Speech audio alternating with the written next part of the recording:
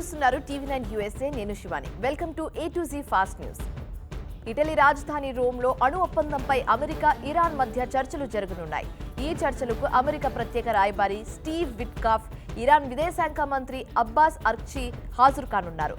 ఇద్దరి మధ్య ఒప్పందంపై ఇవి రెండవ దశ చర్చలు.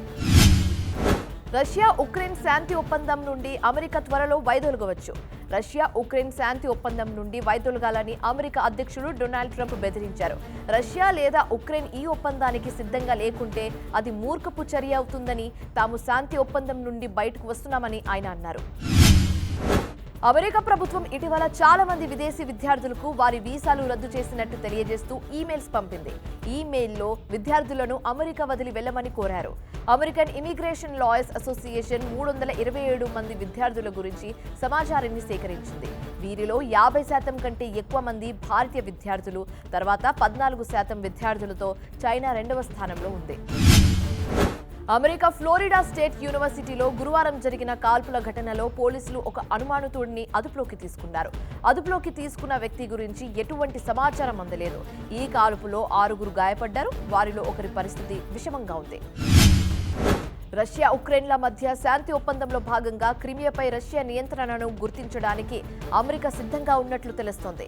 ఈ శాంతి ప్రతిపాదన వల్ల రెండు దేశాల మధ్య తక్షణ కాల్పుల విరమణ అమలులోకి రానుంది.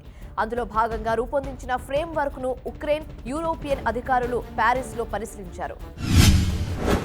అమెరికా టెక్సాస్లో తెలుగు విద్యార్థిని హిట్ అండ్ రన్ కేసు విషాదంతంగా ముగిసింది. తీవ్రంగా గాయపడి చికిత్స పొందుతున్న వంగవోలు దీప్తి కన్నుమూశారు. ఈ విషయాన్ని అక్కడి అధికారులు ఇచ్చిన సమాచారం ద్వారా కుటుంబ సభ్యులు ధృవీకరించారు. దీంతో గుంటూరులోని ఆమె స్వస్థలంలో విషాద ఛాయలు అలుముకున్నాయి. దేశంలో అక్రమంగా ఉంటున్నాడంటూ అమెరికా స్టూడెంట్ ని US immigration and customs enforcement అధికారులు అదుపులోకి తీసుకున్నారు. సంబంధిత పత్రాలన్నిటినీ అతడి తల్లి చూపించినా వదలలేదు. చివరికి కోర్టు జోక్యంతో అతడికి విముక్తి లభించింది. కారులో వెళ్తున్న జువాన్ కార్లోస్ లోపెజ్ అనే వ్యక్తిని ఫ్లోరిడా హైవే పెట్రోల్ అధికారులు జార్జియా రాష్ట్ర సరిహద్దులో అడ్డుకుని అరెస్టు చేశారు.